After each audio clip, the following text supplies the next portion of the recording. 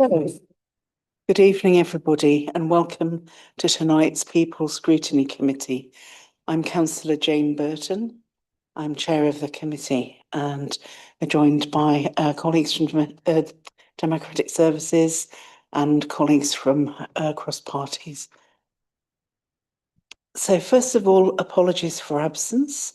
I have apologies from Councillor Mason, and he's substituted by Councillor Hook. So welcome back, Councillor Hook. It's nice to see you. First and then next, declarations of interest. Do we have any declarations of interest? Sorry, is it Martin? Could I just give apologies for Councillor Webb as well, who's also given his apologies?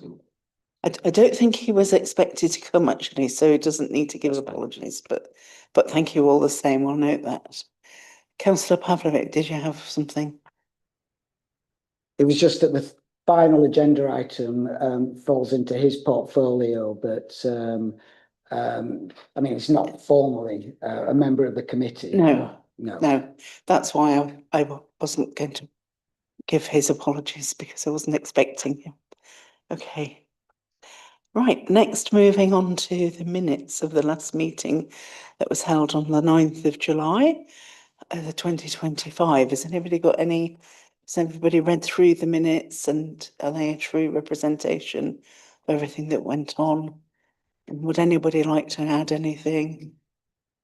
No, everybody's happy with the minutes. We're all happy with the minutes. Good.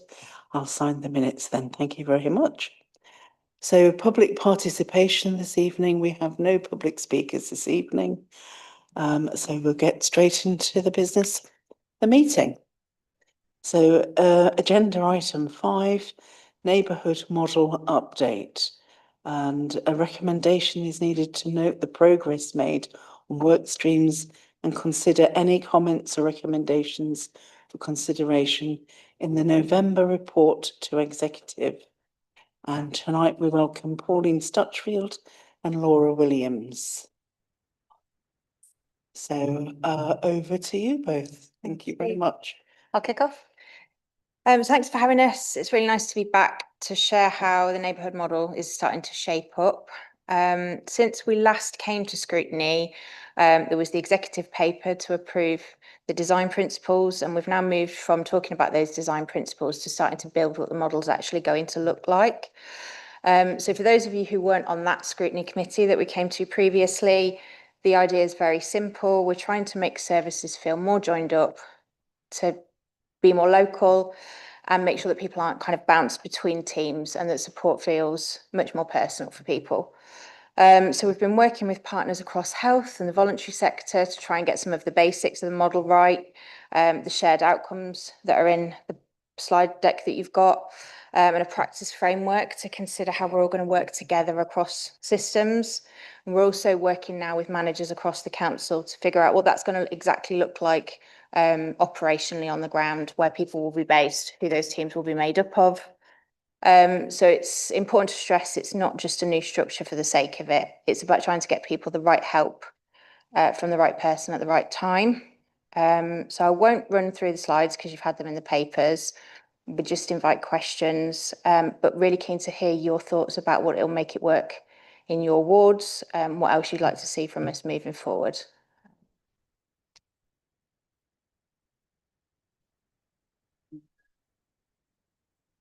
Nothing to add to that. Okay, so straight over, I think, then to questions.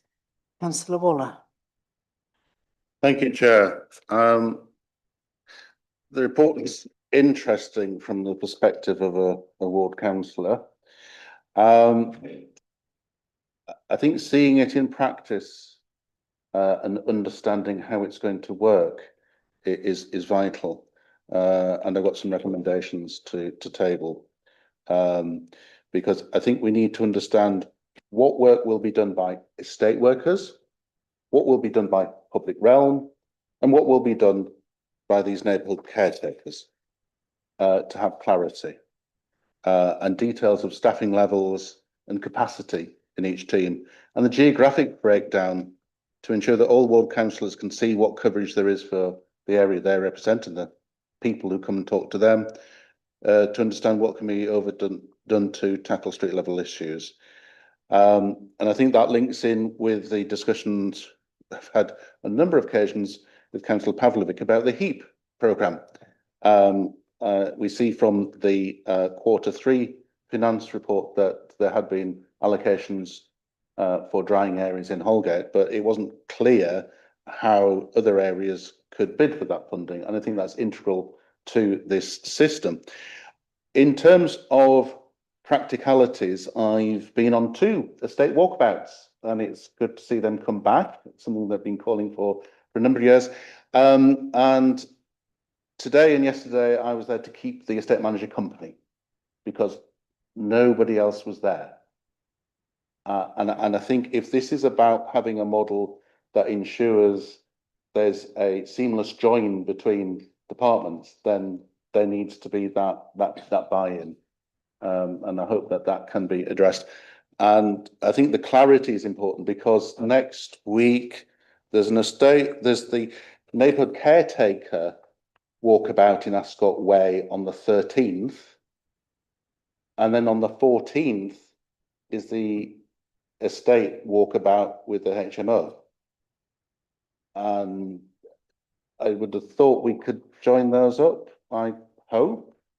So I think that you know, there's some practical issues that we need to overcome, and from a ward councillor perspective, understand that. So I'll table those recommendations for the minutes that, and I hope that we will agree those. Thank you, Chair. Thank you. Do you want to come back at all on that? Yeah, Wally. So if I can talk about the walkabouts, you're quite right that different teams are doing different things at the moment, aligned to the model, but in their own ways. But I would say that the multi-agency walkabouts that are being arranged through the communities team, and they're not so often, they need to be a bit more regular, are all based on what we're hoping for and the vision around the neighbourhood model. The HMO team are focusing within housing estate areas, and that's very much part of improving our relationship with our tenants so that they can be seen, they can understand the issues that residents are concerned about. And then obviously there's the neighbourhood caretakers as well. But you're absolutely right, we need to bring those together and align. And you know, you've brought up the sort of issues that can bring and the confusion that will bring for residents, and we want to improve that. And I've written to all the teams this week about that very issue. But it's a start. Just on some of the other things that you've mentioned around the responsibilities between the different groups of people, I think it's fair to say it's the first time we're bringing all of these teams together. We do need to be clear about those responsibilities and what they're doing, and how they're very much around how they're going to work together.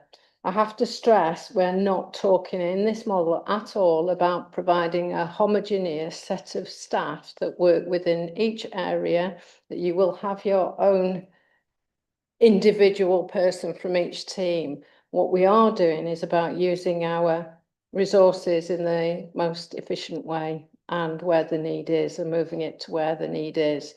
And taking very much account of where there is community capacity already in some areas.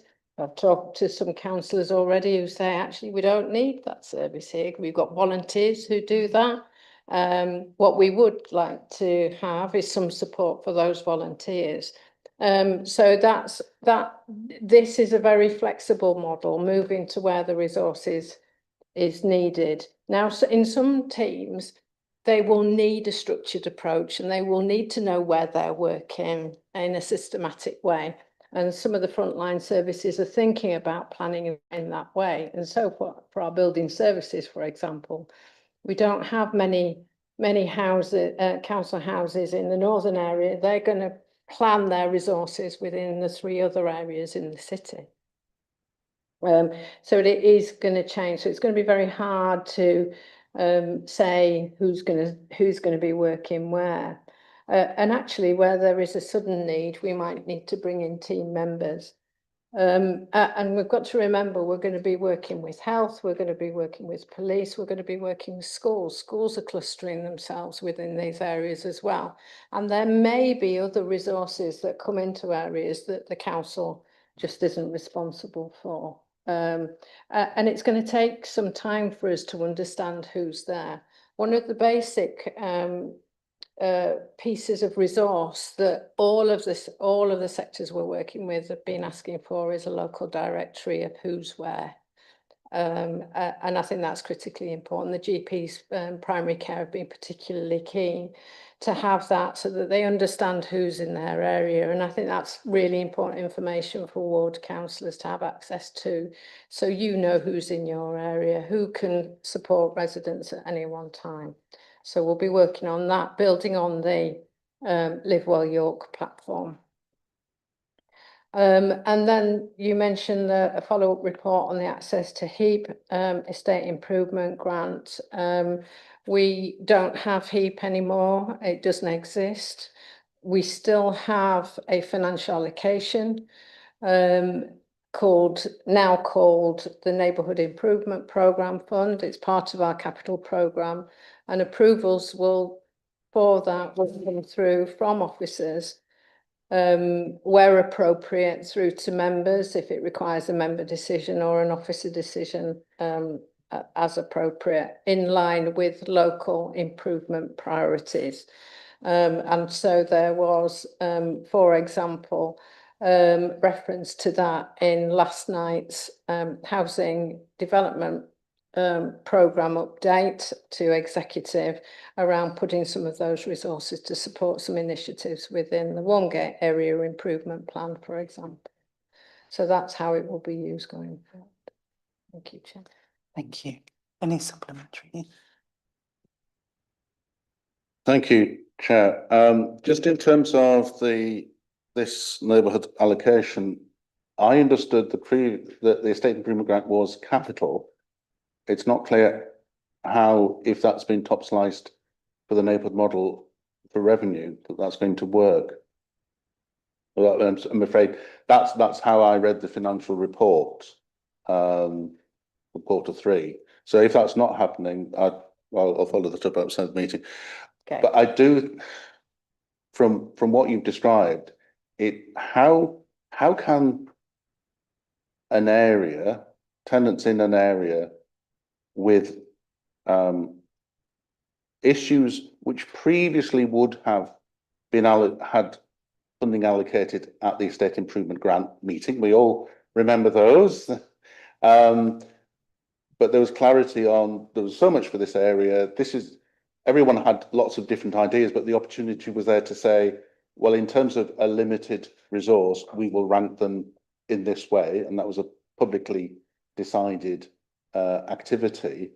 And there was that sense of community, the connection between the council and an area, which I think supported the connection between tenants and City York Council. So I'm concerned that if we've got this pot, but only officers are deciding how it's spent, that it's a bit alarming.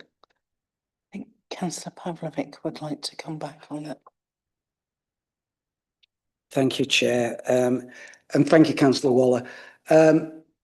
As we've made clear previously, the opportunity for residents and ward councillors to identify schemes that they want to see improved in their council house areas, and they might be in communal areas, they might be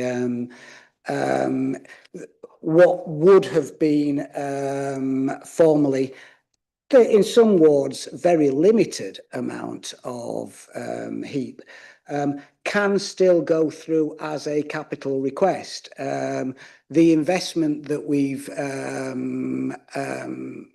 added is very much around focusing on improving our estates and our communal areas. So although there is what was the HEAP budget, which will be allocated for more strategic elements, the locality, the local involvement of ward councillors and residents to identify schemes does still exist. And for example, in Hull Road ward, my own ward, we had a recent walkabout, and that contained public realm. It included housing officers, it included the CIO, and voluntary groups, all walking around an area identifying the roles. Now, I'm somewhat perplexed as to why 2 meetings with one individual officer doing the same thing that role would have that would undertake is happening. And as Pauline has said, if that's an issue of coordination, that's something that we need to address, because these walkabouts are arranged by the by Maura and the communities team. We had one in Holgate the other day.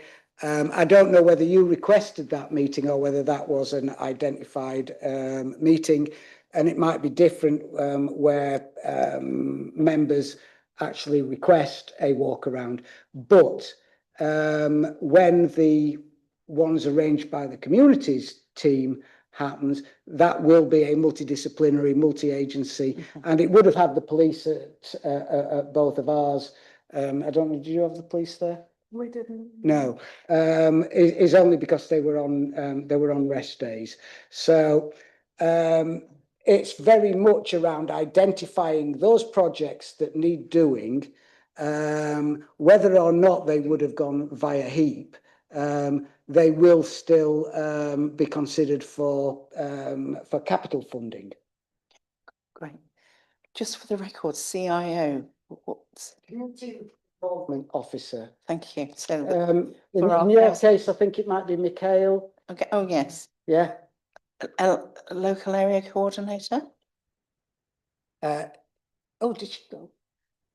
Well, yes, she was. The local area coordinators are also invited to that meeting. All right, oh, that's different to a, so CIO is a. Is a community officer. Okay. It works. It's the people. The community officers are the people that do your ward funding applications, that organise your That's ward our meetings. local area coordinator, I think. No, the local area coordinator right. is a completely Oh, it's different. me then, I'm Is a being, completely Maybe- different thing. maybe they're the same person, but they're twins, I don't know. We'll just- Possibly, but I doubt it. Yes. Anyway, so thank you. I just didn't know what it stood for, and I thought for our thousands of viewers, they might be sitting there. My wondering fault. too. My fault. Shouldn't use acronyms. Righty-ho. Okay, now next is Councillor Clark, please. Thanks, Chair. And it's kind of, I suppose, it's a linked point to some extent. You know, I've been on a estate walkabout recently in Guildhall, which is very helpful. We've got our caretaker walkabout booked in. So I think it's good to see things moving forward. I'm really pleased to see that, and some concrete kind of examples of how the neighbourhood model might work. I was just a little bit more interested about how there will be tenant involvement, because I think in these 2 walkabouts we've not had tenant involvement. So I'm just wondering how that comes about, or resident involvement, I should say, because I think there is another kind of link point here that I would sort of mention as well, and also those sort of community groups like residents associations and the stakeholders and the partners within this. And I know there are many strands to the neighbourhood model, and lots of stakeholders and partners. But I'm just thinking, in terms of, you know, residents associations, tenants, how they become involved, particularly around the walkabouts, about identifying those parts of their areas that need improving. But then I also kind of would also ask, because obviously neighbourhoods are bigger than CYC estates as well, and I'm just wondering too a little bit about how how the difference will be made to that wider neighbourhood as well, and how that's envisaged within the neighbourhood model, because we've sort of focused a little bit on CYC, the CYC estate, but obviously the neighbourhood model is not just about CYC estates. So just some understanding of that would be helpful. Thanks. Yeah, so on the first point, I think the intention is very much that we start to involve residents associations, community groups and things. It's kind of iterative. I think it's kind of the communities team decided, let's get it off the ground, let's start doing them, let's start working with ward members, invite people along, see how it grows. I think obviously there is an element of it could get totally unwieldy and we're sort of dragging 50 people around an area, and that might not necessarily work.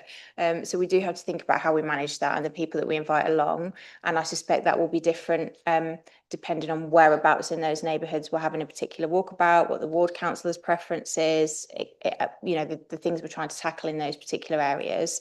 So I think that will grow organically, and that will be steered quite a lot, I expect, by both ward members and the communities officer, because they'll know the particular things that they want to focus on within those areas. The second point is it's definitely not supposed to just focus on our estates at all. So I think it's probably worth saying that obviously the 4 neighbourhoods, they're very large areas. And obviously, you know, that was commented on the last time. I think it's important to point out again that obviously when we talk about those 4 areas, we are talking about them in terms of an area where we can all work together as professionals, as staff, as community groups and things. It's not about kind of telling somebody from a particular area, you now live in the west of the city. For some people, their neighbourhood is going to be 2 or 3 streets. Some people, they'll see that as their ward. This is more about how we work together.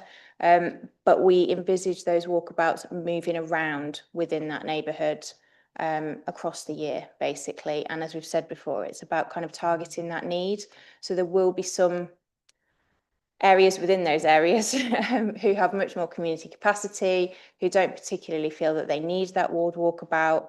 And again, that will be very much led by the kind of community officer, neighbourhood manager stroke role within those areas to say, you know, we think for this particular walkabout, the focus needs to be around the Warmgate area or the Groves or, you know, whichever area.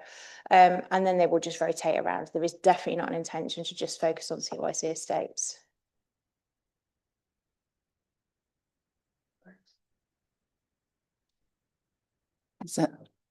Is that okay? Or do you have another supplementary? It is. It's kind of supplementary, and it's kind of off that a little bit, and it's about communities and they're, you know, about supporting residents within their communities, and as I've mentioned, particularly around health and one-to-one care. I think so. It's a little bit off the previous point, but I mean, in terms of, you know, East, for example, is like a huge geographical area with 60,000 people in it. I sort of, I'd like to know a little bit more about how you know, how those residents are going to be supported within their communities, because there does seem to be travel involved in that, and how that is how that will work within the model, and whether it's related to the movement and place plan, I suppose.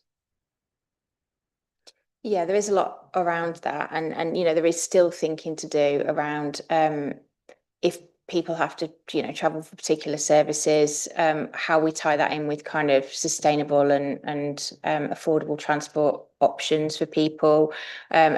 Worth pointing out again that obviously they are not fixed boundaries, and there will be people that live in one particular area who will definitely hop across into the next one, because actually it's much closer to get to something in central than it is, you know, to get to something in the east, etc. And, you know, we're not suggesting to people for 1 minute that you live in the east of the city and therefore you have to access services in the east of the city. People will access things in different areas for all kinds of reasons, and it's about making sure that they're as accessible as possible. But obviously the intention around this is to make sure that we do want people to be able to access things as close to home as possible. You know, that's the kind of spirit of the NHS 10-year plan as well, is to get people to things as close to home as possible, as easily as possible, as quickly as possible. But yes, we do recognise the fact that obviously people will have to travel for some things, and we have to think about how we link this in with movement and place plan. Councillor Steele-Swarshaw, do you want to add to that? I just wanted to add about, and Laura spoke briefly about the 10-year health plan and about hubs in communities, and that this is the hope. And so far they have been very successful in communities, but it's about looking at these communities, as we have discussed, and seeing what is there and what people need. Some communities will need more of a particular health service than another. We know that in areas with higher social deprivation that there are higher numbers of chest COPD issues, and it would be looking at kind of what the higher health need was in those communities and working out into those communities, but absolutely working with them to see what their greatest need would be. Good, thank you very much. Councillor Runciman. Thank you. This is a whole series of questions which all come out of the same thing, and I'll finish what I'm saying and then answer. I think that I heard Pauline say that some of the money is coming out of HEAP, as was, and some of it isn't. That's the first bit. There's a question mark there. I didn't ask it as a question.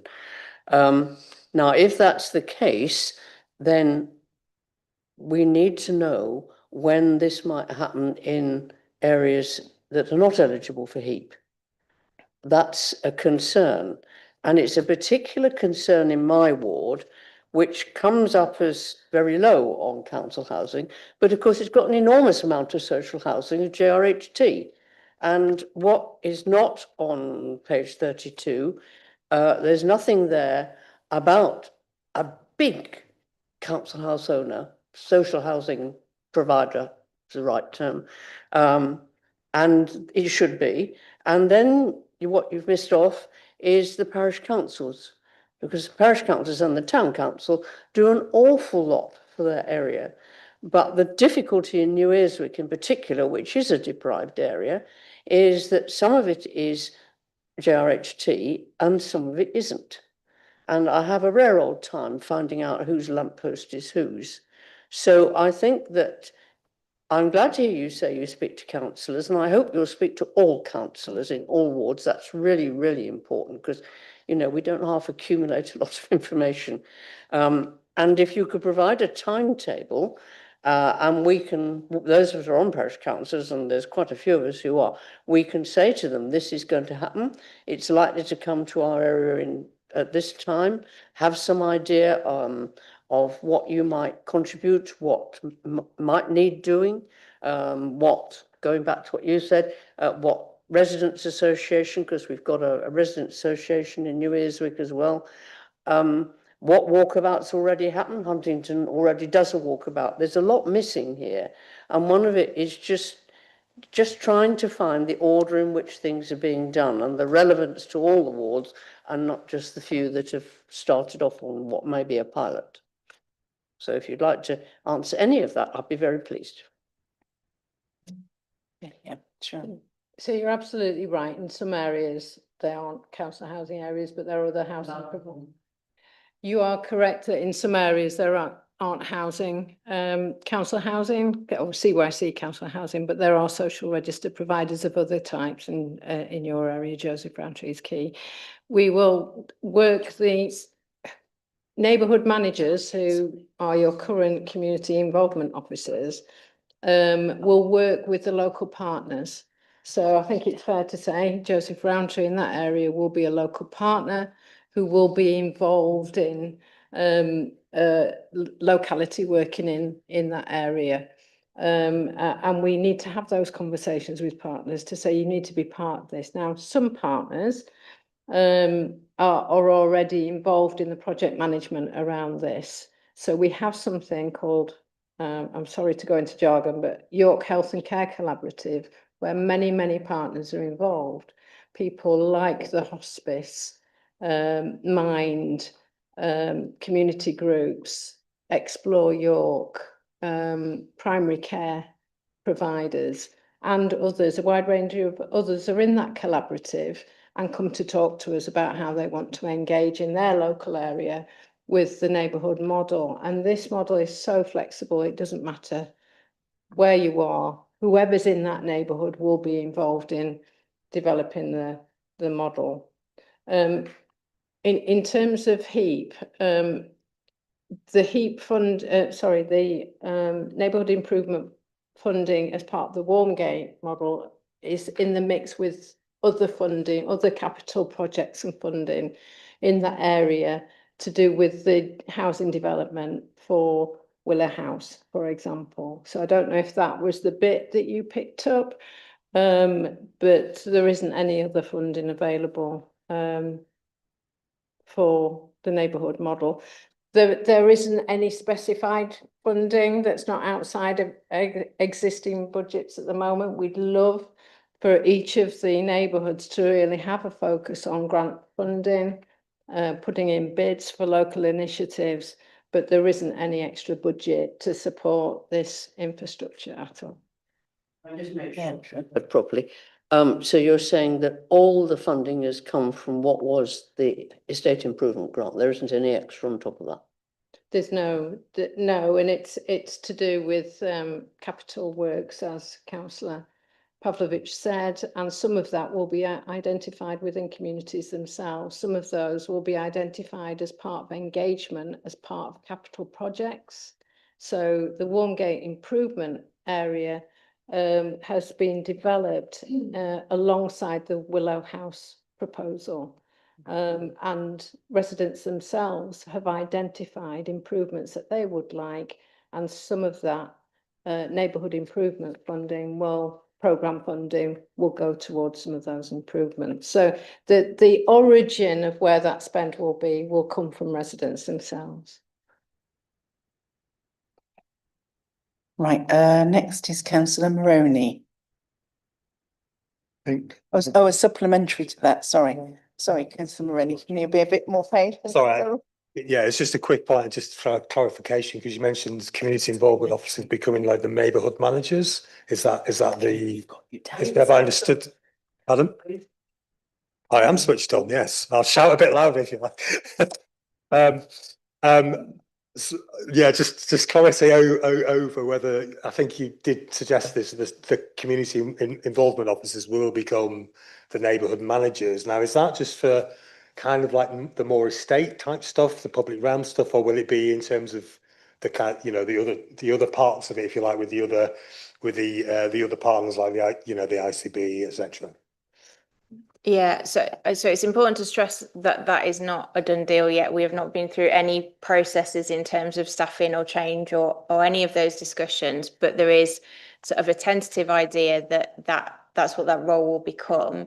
But that's not to say they're going to stop doing what they're doing. They will still be doing all the things that they do for you currently, but they will have more of a facilitator role around bringing people together within the areas, working really closely with the neighbourhood caretakers, continuing to work with the eco teams, continuing to work with volunteers. So it's not we are going to get rid of communities officers. It's they will be slightly rebadged, and they will have much more of a model around bringing people together and facilitating within those areas.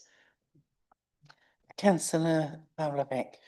Yeah, I do feel that I need to say at this point, when this agenda item came to the committee on the last occasion, we did say, when it was raised, that you wanted it in September, at that time it was a September meeting, that there was going to be a shortage of detail, and if you waited until January or even later on in the year, you would have a more comprehensive report. But the committee decided that they wanted to bring it, and we did warn you that it would not be heavy on detail. And with respect to all members, you're asking for the detail that we specifically told you we would not be able to provide. So I'm just trying to defend the officers here because they can't defend themselves. But to make the point, to respond to the point that Carol's raising, is that the whole concept of this is organisations working together. It doesn't matter whether you're Joseph Rowntree or whether you're City of York Council or whether you're a GP practice or whether you're a school. It's you're part of that wider community. And all we're trying to do is bring that together into some sort of coalesced entity that says instead of an individual having to talk about their case with their social worker or with their GP and then with housing benefit and then with the housing officers and then is that we will all that there will be a way in which we can say you only talk about your story once, and that's one of the problems that we get with disengagement, as you will know, that people get so frustrated in I have to talk about this again. It might be traumatic. It may be this. And what we're saying is by working together across the piece, it just helps us to deliver a more responsive service to the individual, whatever that issue may be. And we've talked about housing improvements and all the rest of it, but that's not necessarily what this is about. It's about the individual that we really want to focus on. It's to try to develop as person-centered an approach as we can, delivering services where people need them, when they need them. And I think, you will recognise this because I think you actually started that process a number of years ago that didn't advance as far as we hoped it would advance. So we're just trying to put the flesh on bones, really. Thank you. Okay, thanks for that. Now, back to Councillor Moroney, who's been waiting very patiently. And there are some other councillors waiting very patiently too. So, but over to you. Thank you very much, Chair. Can I start by thanking officers and exec members alike for addressing such a very ambitious and complex programme. But if I may, I'd like to refer to page 18 of the pack and paragraphs 16 and 17 and get some feel about how deeply embedded the University of York is with its study of what's going on, realising the potential. And I guess I'm interested in their terms of reference, how deeply embedded they are, whether it's going to be a truly iterative process. Thank you. Thank you. Viewpoint. No, I'm just looking at it. Okay. Which in the agenda pack? Page 18. Page 18, paragraphs 16 and 17. Risk management and Oh, it's the programme. Yes, so that's a programme that's run through the University of York Business School and the Primary Care Academy. So I think it's on to its third intake now, from memory.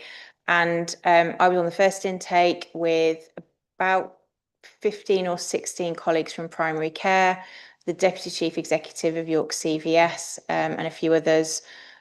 And it's about basically looking at best practice from other places in the country where this kind of working has been really successful. So places like Leeds, where they've worked really closely with health for a long time, and us trying to embed that practice basically in York. So it's been really successful, I think, in bringing together us and health partners in a way that we never had before. It's really embedded that way of working with primary care and the ICB. And then they are involved at the moment with looking some of our data, helping us unpick some of our data and look at what the outcomes might be and how we measure the outcomes in the future of this model and the success of this model. So I think they're just taking people through that course on a semi-regular basis. Forgive me, it sounded a bit like they were heavily into looking at grey literature from what you said initially.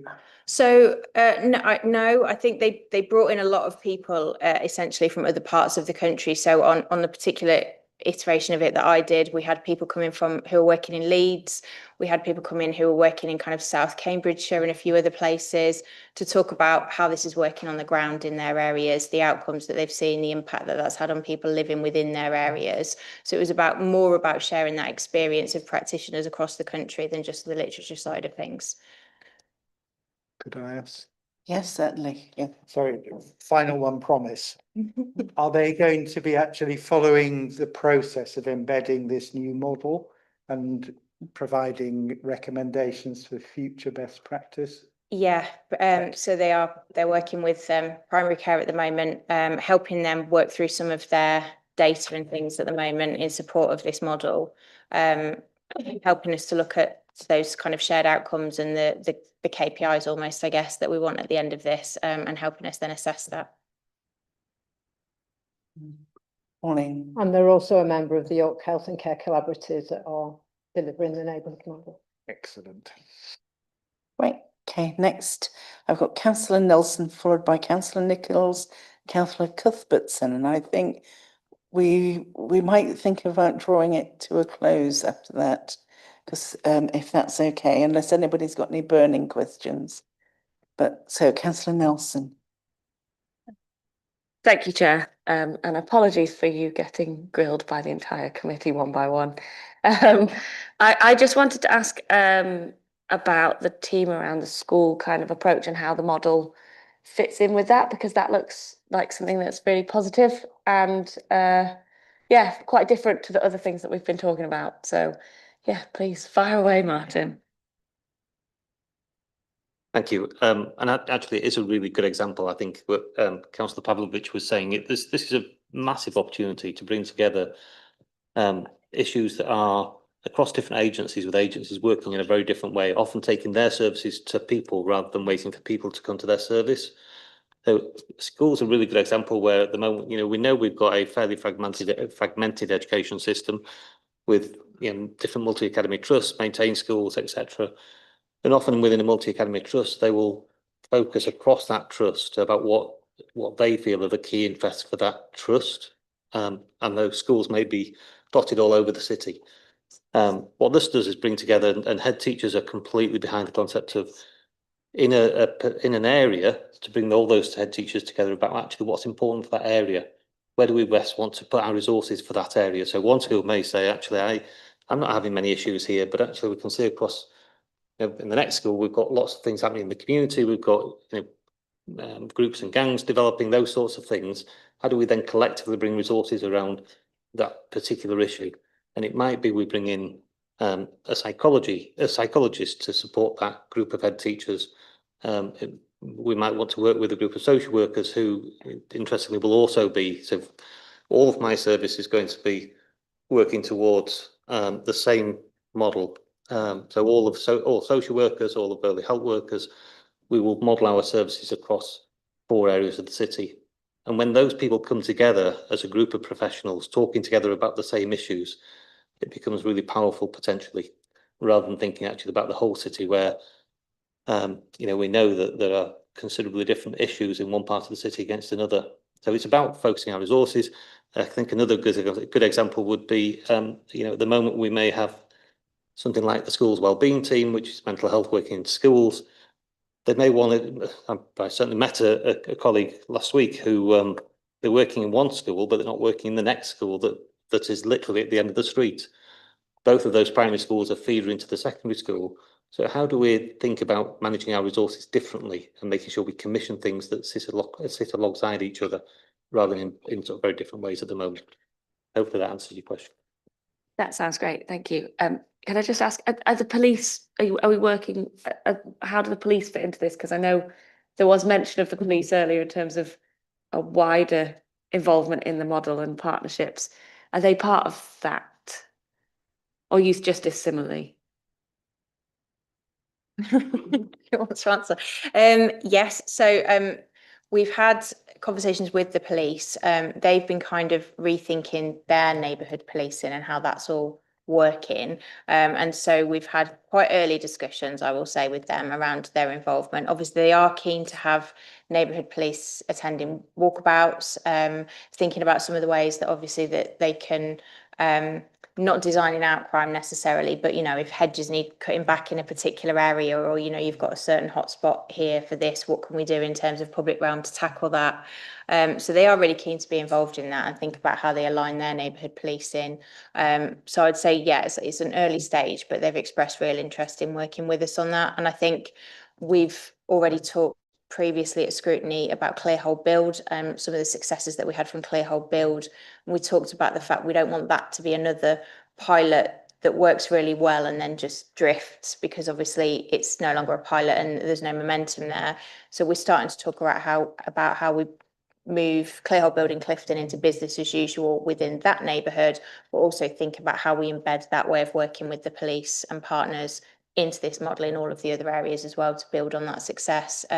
When we take the full paper to executive in November, Clearhold Build and Clifton will be one of the case studies that we use to talk about how well this can work when people start to join up with minimal additional resources or funding, but just start to have that, you know, those conversations and that relational practice model.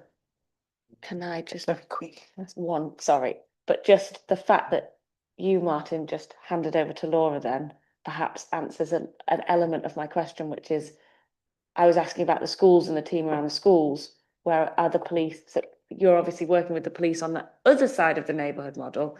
Perhaps this is a takeaway to think about in terms of, I mean, obviously the police have to do their own thing, but how can we bring them into that school support as well, which I can see by your face you're already doing it somehow. Martin and Councillor Pavlovic both want to.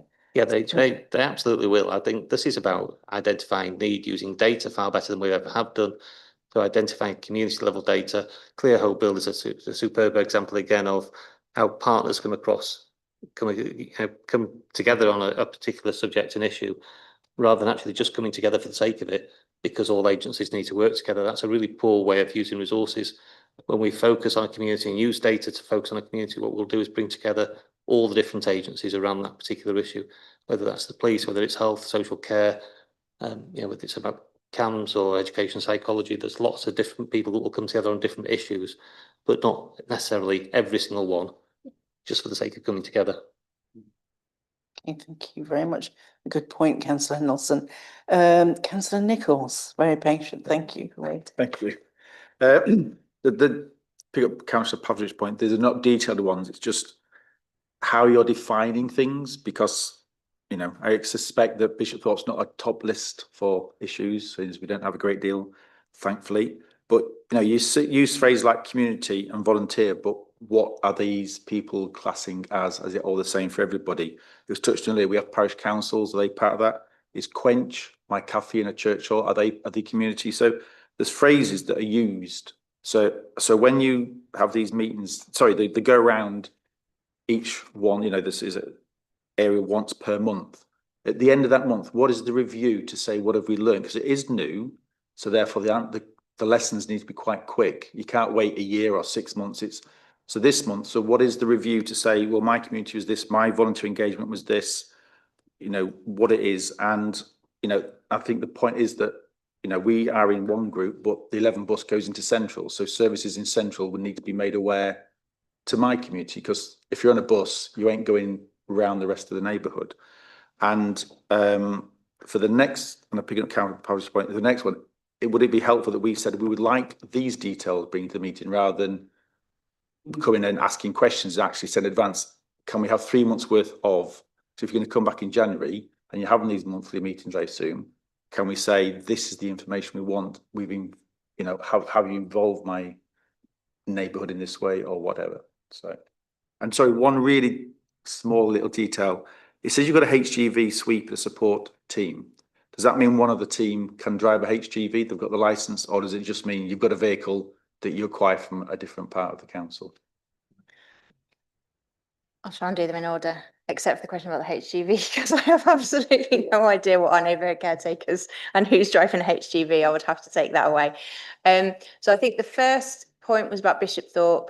I think it depends what you mean by issues in an area, and I think that's why we've talked about not putting in equity of services and equity of input. We want equity of outcomes. And actually there are still issues, you know, there's loneliness and isolation, there are different issues in all of those different neighbourhoods. And I think, like Martin says, it's about recognising the needs driven by data and then putting in the services that you need in those areas, and, you know, those interventions in those areas. So I don't think, you know, there might not be a huge amount of antisocial behaviour in Bishopthorpe, but there will definitely be other issues that we need to think about. So I don't think we're kind of writing off areas because they don't hit, you know, hit a particular target. I think it's probably an unhelpful answer, but it's a true one in that we have been, I guess, a little vague talking about community or volunteers, because again, that needs to flex to fit the area that you're talking about. Everyone will have different volunteering levels, different volunteering models. Community groups will look very different in all of the different areas. So we can put some more detail around that, but I wouldn't want to put in so much detail that it makes a very small grassroots group who are making cups of tea for 6 people on a Tuesday morning feel like they're excluded from this model, that they have to be like a formally constituted group or anything. It's all valuable, and everybody should feel that they're able to be part of that. I've forgotten the next one. HGVs. There was another one between HGVs, I think, and what I've just answered. So how are they reviewing it? Because I take your point that, you know, if someone sat, you know, the team is going round, they can say, Yeah. well, actually, Quench can be involved in this way because that is the community. So it's how are they reviewing? Yeah. Because the review needs to be quite quick, I think, to make it work. So to go a bit military, given my background for a minute, I think we're treating it as doing hot debriefs rather than waiting until, you know, X amount of time down the line. Those teams will be coming together and having that kind of constant dialogue about, actually, somebody approached us in the street and said they're doing X. Do we want to invite them along the next time, etc. So it's going to be very iterative and debriefing constantly, I would say. And in terms of the, do we want specific data or specific questions? Yes, if you wanted things to feedback, I think that would be helpful. HGVs I'll take away though. Councillor Pavlovic, did you want to? Yeah, I think when we talked about this with the parish councils, they were A, incredibly interested, and B, also thinking, how do we fit into this? And I think other colleagues have talked about the importance of parish councils, because they may well be the fulcrum in a smaller area for identifying issues, you know, and picking up on problems that are arising. It might be for an individual, it might be for a group of individuals, it might be that something is just developing that the parish council finds out before anybody else, you know. So it's about saying, how do we then enable them to develop a problem-solving approach? And Councillor Nelson talked about the police's interest. The reason that the police are so interested in this is because they do exactly what we've been talking about, delivering a problem-solving model. And if you want to, you know, if you want to break clear whole build down to in its simplest form, it is problem solving. There is a problem of drug dealing and county lines in a certain area. We go in, how are we going to sort that out? Can we do it all on our own? No, we can't. We need the community to work alongside us. We need the schools to work alongside us. We need the council to work alongside us. We need public realm to work alongside us, because it might be some things like fitting alley gates and cutting out rat runs that drug dealers might use. So this is how, you know, when you take a whole systems approach to an area or to issues, you really can make such a massive amount of difference, instead of just duplicating or people falling through gaps in service provision. And I'm not saying there won't ever be another person falling through the gap of services, because there will. But if we at least take an approach of saying, you know, how can a community wrap around an individual or a group of individuals, you know, whether that's a school or whether it's a social services or whether it's public realm. And by the way, just to respond to that, so there will be a spreadsheet that says, this is what we identified. We're sending a team in. I was talking to Ian Holt about this, but last week, and we'll then be able to say, this is what we did. So there will be a checks, balances and monitoring process, because I think without that, those questions of, you know, is this effective or not, would be legitimately asked, you know. Very good, thank you. Councillor Cuthbertson, thank you. Thank you, Chair. I don't quite know how to put this politely, but I'm just concerned that somebody from the executive is saying, well, we promised, we didn't say we would give you any details and we're not going to give you any details, but you will know it works when it's actually there and working in front of you. So the question is, when's the timescale? When are you target date? Will it happen before May 27? Oh, yes. Okay. No, I think it's up to a politician to respond to that, not an officer. Yeah, fine. I'm just not sure when is it next coming to executive? Sorry, that's the bit I can't answer. 4th of November. 4th of November. So it's coming to executive for approval on the 4th of November.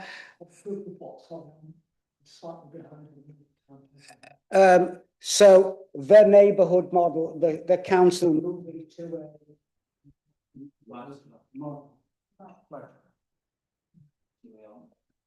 oh, sorry, which bit did you catch there? Ah, right. So it's coming to, yeah. No, yours isn't on now. 4th of November, we'll have a template. Yes. For the neighbourhood model. Yes. Which we will be able to see and understand how it works. I mean, I've understood the bits of the stuff that's sort of very touchy-feely. You know, everybody will be working together. I've spent rather a long career at trying to achieve just that, and I know how frustrating it can be when you do or don't achieve it. But what I'm bothered about is knowing whether we've got something, when we will know whether we've got something that we can test our actual activity against. Is this what the model is saying, or should it be something different? What's it going to cost us? And can we actually implement it? Because it's all very well having a few exemplar cases.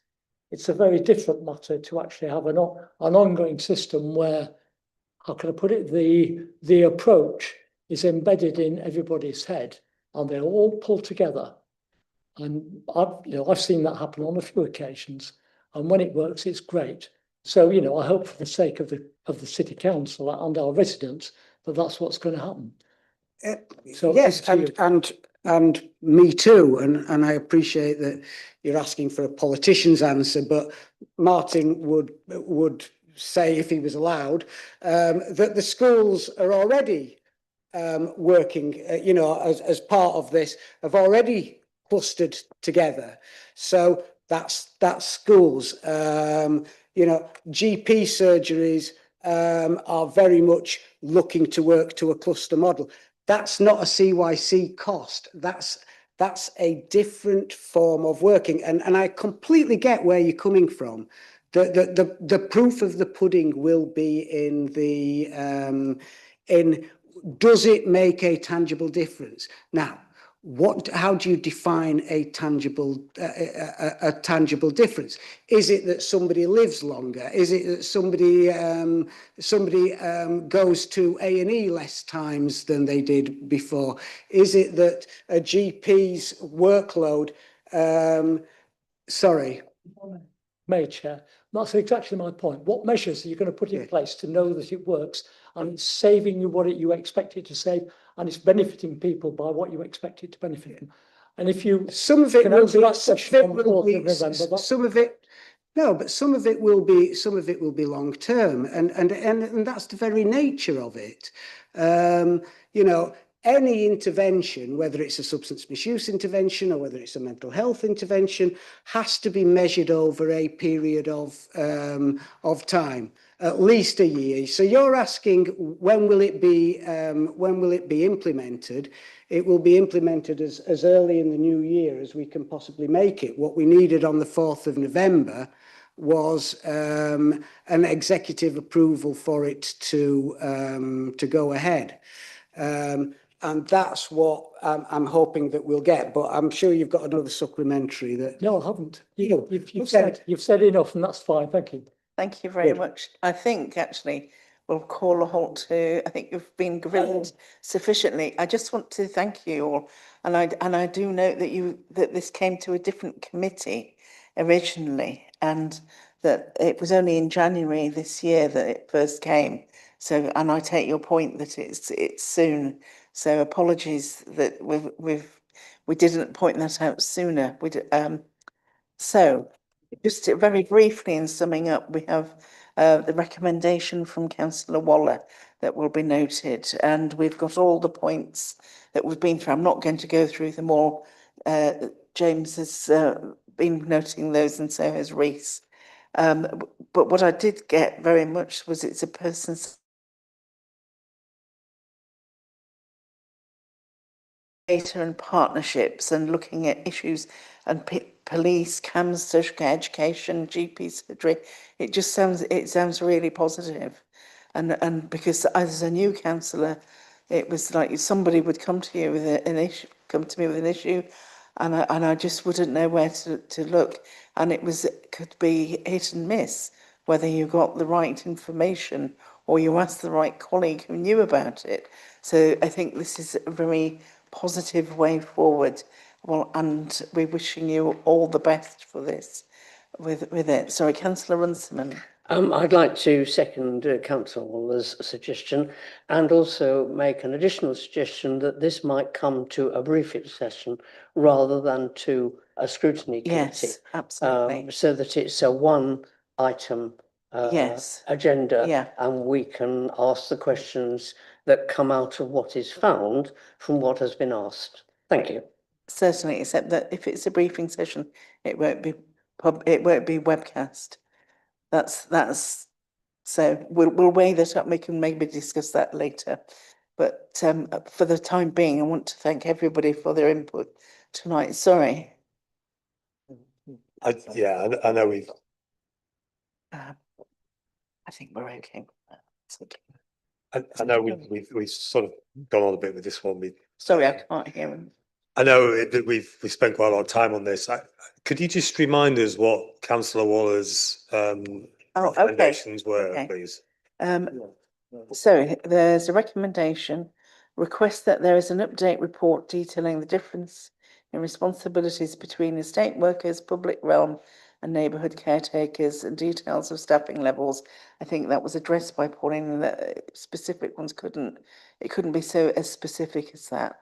I mean, not all of this might necessarily be implemented, but we'll do our best to address what can be.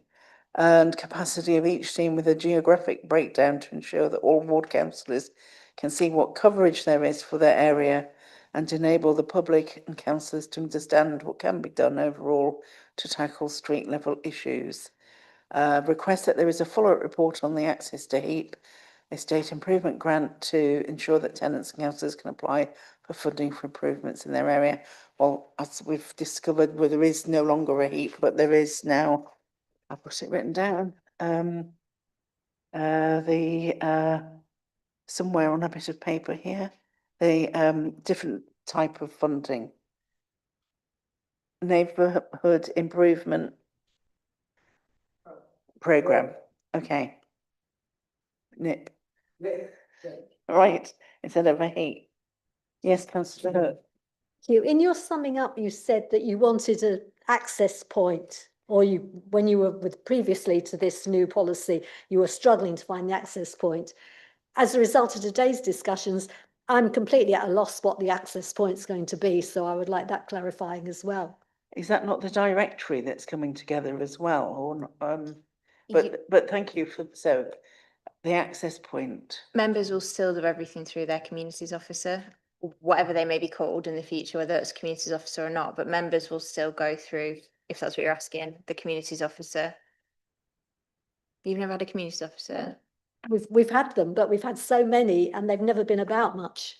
So that has never been my access point, ever. Okay, well, that's a conversation with the manager of that team then in terms of the support that you're getting, but that should be your access point. Yes, I've had the opposite experience. So obviously, different people, different cases. Yes, Councillor Clark. Thanks, Chair. Can I just add perhaps to that a little bit about what we discussed earlier about the involvement of residents and community groups, including residents associations, parish councils, and perhaps, Yes, as Councillor Runciman said, about RPs such as Joseph Rowntree and how they would be involved in the process as well, please. oh, certainly, yeah. Sorry, James has noted all this down. I just didn't go through absolutely everything because we've covered so much. So apologies that I didn't want you to think that everything that we've spoken about tonight has been carefully noted because yeah. So I think with that, we will move on to the next item. However, I wonder if we'd like a brief comfort break of 5 to 10 minutes, or would you like to go straight into the next item? 5 minutes, okay. So thank you very much indeed.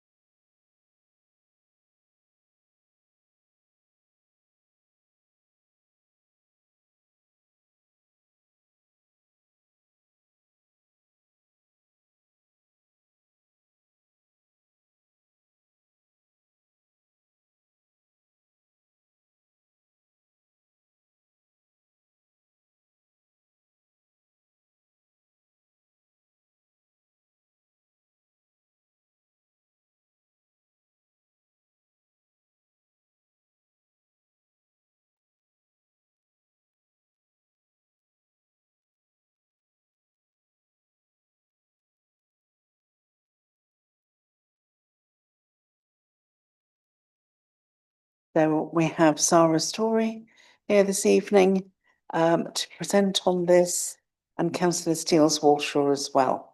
So over to you. Yeah, I thought I'd just introduce this briefly and then we can go into, and if Sarah wants to add anything and to any further questions. So just wanted to start with a thank you to everyone, the staff and the people who have actually fed into this strategy. The strategy was conducted from the very beginning to encourage as many people as possible. The consultation time was actually, I was looking the other day at the minimum consultation time. It was actually out for quite a long time, which was really useful as it was put into so many formats like Easy Read and advertised out quite widely, so people were able to respond. And from the feedback I've had, I think everybody who wanted to was able to respond throughout these varied formats and advertised through organisations online and throughout the city. This strategy really is in the heart of every resident, and that they deserve to live with dignity and be supported regardless of age. I think we get very tied up sometimes in the fact that people believe adult social care is for older people only, but it's for absolutely everybody throughout our city.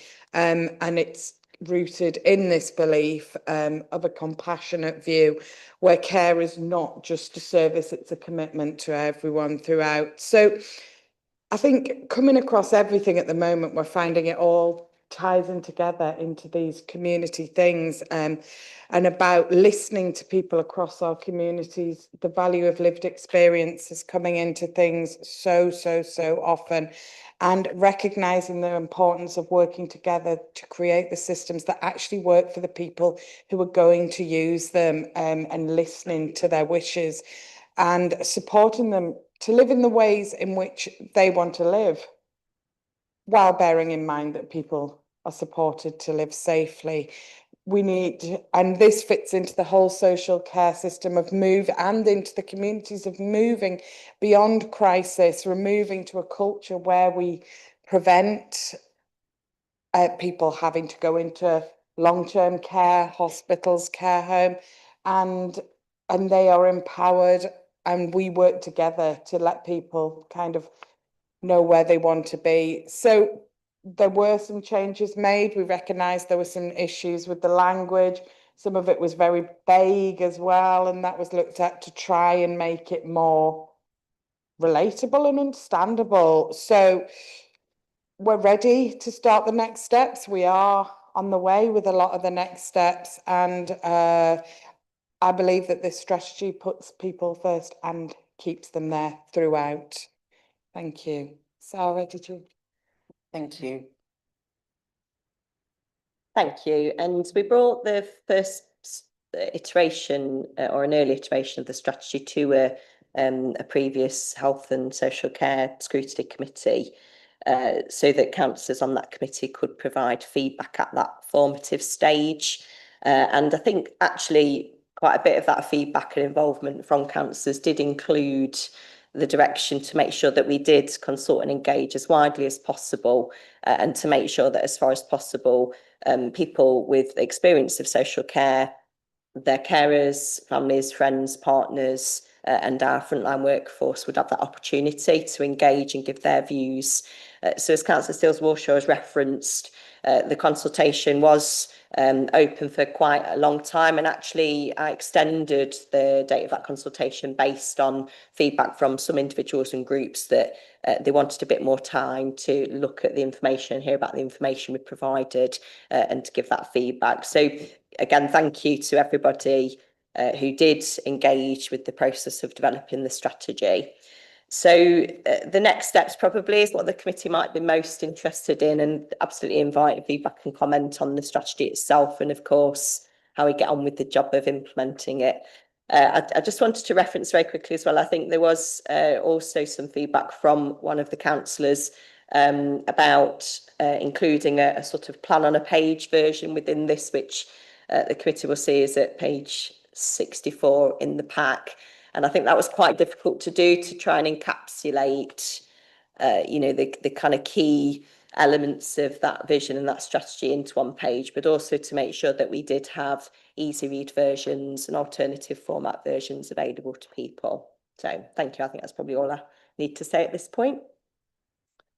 Okay, thank you very much for that. And I know that you're very aware about digital exclusion as well. So, and you've taken that very much on board too. So, I must say it's very impressive. And I'm sure that will, enabling people to live more independently and looking at all the different groups of people that you've thought about. It's very comprehensive, which is great to see. So over to my colleagues for any questions. Councillor Runciman. Thank you, Sarah, and thanks to Michael and the team for putting it all together. It is very comprehensive. I was interested, as you expect I would be, to read the feedback from individuals, and I think that's massively important. Although we don't always know what sort of individuals they are, and that would have been quite interesting if you put older or younger or, whatever. But the thing that clearly comes out for me when I read it is the issue of unpaid carers. And I think that's going to get worse and worse. In fact, I know it will, because those unpaid carers themselves will get to be older people and they're still caring. And the other issue, which isn't in here, but it's a very recent thing, is the sandwich carers, the carers who are caring for children and caring for older people at the same time. And I hope that there'll be some thought and care going into thinking of those unpaid carers, particularly the sandwich carers, to really make them feel that we know, we realise and understand, we know they need help and that we're trying to do something about it. So I don't know if Sarah would like to comment on that. Thank you, Councillor Runciman. I guess the first point in terms of knowing who responded and the profile of that, there was feedback from people, and it was very important to people that their responses were kept anonymised so that people could feel really comfortable to share, without necessarily being identified in that information. But yes, absolutely, I accept that you might get different perspectives from different people. In fact, the joy of engagement and co-production is sometimes people have completely opposing views about things. So the job of the team to pull that together and try and balance all those different opinions, I think, was a tough one, but I think they've done a pretty good job of that, to be honest. Yes, and we recognise that absolutely valuing carers is incredibly important. We particularly were keen to get the involvement of carers through the Carers Action Group, who've worked really hard to both develop the carers strategy, the refreshed version of that strategy. I went and visited the Carers Action Group myself a couple of times, and we've had really significant engagement from carers. Sometimes, in fact, informal carers are perhaps a bit more able to engage perhaps than people receiving support themselves for various reasons. But I think what we identify as a particular challenge is that actually a lot of people who are carers don't necessarily identify themselves as carers. So there is a job for all of us to do, I think, not just in social care. Yourselves as councillors are really key to that, in understanding your communities, our partners across health and social care, in helping people to self-identify, but also in identifying when people are carers, and having those really sensitive conversations with people to make sure that they understand what support and advice might be available.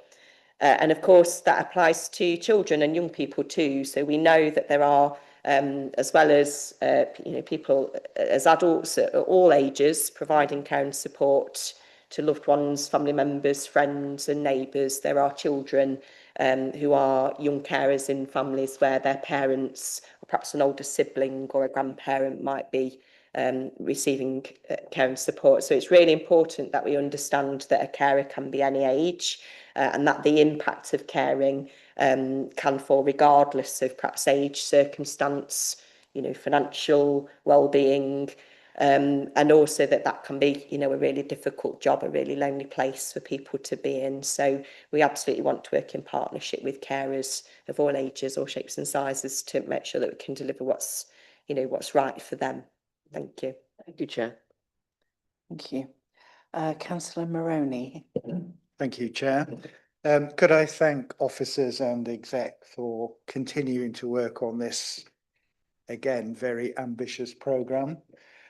If it's helpful, carers actually start on page 64, which to me is a first. So it's great to see that they are very much in the middle of that vision. I embarrassed myself yesterday, I'll admit, to committee. I was singing the praises of this strategy and I mispronounced your first name. So I was very quickly corrected on that. So apologies. This is very much values-based. The individual matters, team. I mean, it's just makes wonderful reading. But can I sort of slightly buck the trend and focus on a different area, and that's the financial aspect? So, for example, on page 47, value for money is mentioned. But I suppose the question there that instantly came into my mind was, are there any identified planned savings? And if so, can we track those? Very much, talking about smart action plans, culture, co-production. So I suppose the other second question, if I may, Chair, is its ambition is wonderful. Given the multiple constraints we all have, is it deliverable? Thank you. Thank you. I think that's a really fair question and challenge. So just first of all, the point about best value. So the Care Act guidance references the importance to consider best value when we identify ways to support people to meet their assessed eligible social care needs.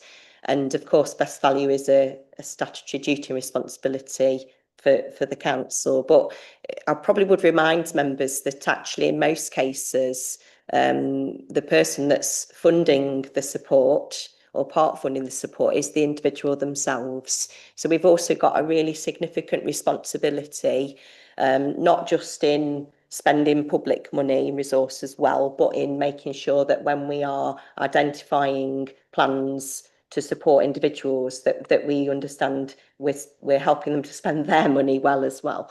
So that's thinking through, what the sort of best value option might be for them personally in terms of their own resources, but also understanding how we might support them to help to reduce their levels of need so that they aren't spending as much of their own money, so that, the financial resourcing of adult social care is not solely coming from councils or statutory organisations.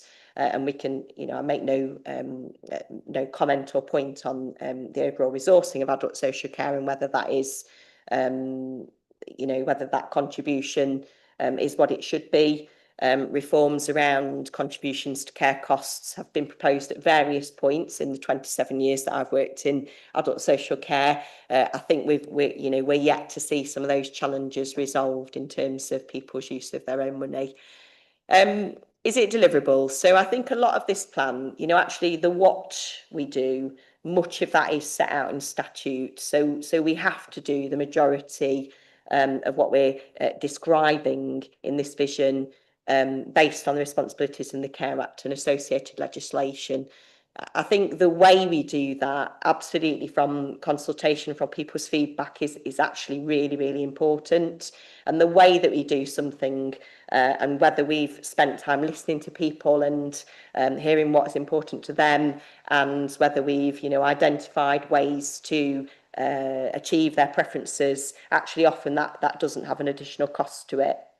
But it's my strong belief that if we focus on doing the right thing for people, if we deliver safe, effective, efficient adult social care services that do keep people independent, safe and well in the longer term, that will lead to better financial resilience. So there are no savings specifically attached to this strategy. We do have savings within adult social care, obviously, that we make, and they're the subject of full council decisions each year and monitored through various plans. But there are not savings attached to this particular strategy. But what I would say is, if we do achieve everything that we're set out to do in the way that we've set out to do it, then that in itself should make us as financially resilient as we can be. Thank you. Any supplementary on that? No. Okay, thank you very much. Councillor Cuthbertson. Thank you, Chair. Thank you for the report, Sarah. Very interesting. I think my question is about the sample size in relation to the overall cohort of interest. And I'm wondering, what's the relationship between the number that we know, 112, which is on page 42, I think it is, and the number that we don't know, which is the total target cohort. Have you got an idea of what that second number is? What might the total target cohort be?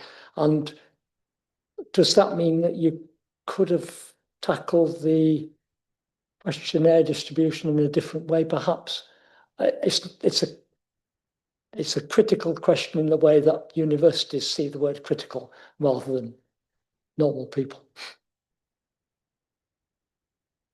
Absolutely, thank you. So just to say, in terms of the formal responses to the questionnaire, that number 112 is in no way representative or proportionate to the numbers of people that adult social care support at any one time or throughout the year. So at any one time, we're supporting around 2,200 individuals with adult social care needs.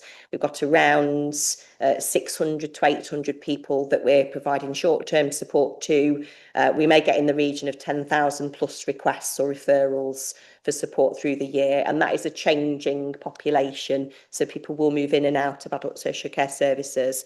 But in reference to the gathering of overall feedback and information, there have also been a number of focus groups, a number of conversations with individuals and community groups, such as People First. We've taken account of the formal adult social care questionnaire that is sent out through the formal government required returns each year, and the carers questionnaires. I think that's every other year, the carers questionnaire, and a lot of conversations with frontline staff. Did we get everybody or a good percentage or proportion? Of course not. All we can say is we continue to try and seek feedback on an ongoing basis from people. The ways, there are varied ways to do that. We've done our best to utilise a range of methods to get feedback from people. The number of questionnaires that were returned, it has just formed a part of that response. Thank you. If I may, so I was saying basically that this is a continuous dip sample. Because that seems like, I'm not saying that dip samples don't have a value, they do, but I was just wondering if there was a deeper strategy in your producing the questionnaire. That was all. Thank you. I think probably a dip strategy or a snapshot is probably a good way to describe it. But at the heart of, again, the Care Act and that work around the way that we do things, co-production engagement is embedded in that legislation and in associated guidance. So for every assessment we complete, every conversation we have with people, we should be seeking feedback at that point in time. It should be a co-produced plan with individuals. It should be individualised, personalised. We could use lots of jargon around that, but we should be listening to people every time we carry out an interaction, have a conversation.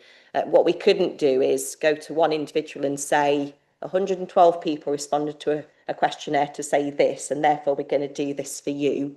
We still need to think about people's individual circumstances. I think the questionnaire and the consultation, the engagement, the ongoing feedback is really about continuing to check in at a strategic level where we're going. We still have to listen to individuals on an ongoing basis, and we definitely need to do more of that. Absolutely. Thank you. That's okay, thank you. I mean, I struggle when I get like an LGA letter that says, this survey will only take you estimated 15 minutes, when actually it's going to be at least double that, just having to think about the answers. But no, thank you. It's very useful to know that. Thank you. Thank you. And I suppose it's very useful for anybody filling in the survey that it might work in their favour as well. I always think that myself. You know, if you don't have a foot in the game, you can't.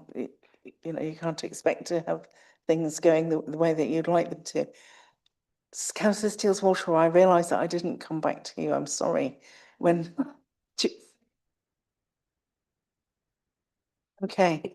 Sorry, it was about the savings and it was about continual listenings as well, because we're always, I think, adult social care, any service, we will always take feedback, but that it's about us all feeding it in as well. If we hear it in our surgeries, if we hear it in our communities, we are really, really happy to take any feedback. And then just going a bit further back to what Sarah was saying about the improvements and working with people and listening to their wishes is a massive part of the strategy.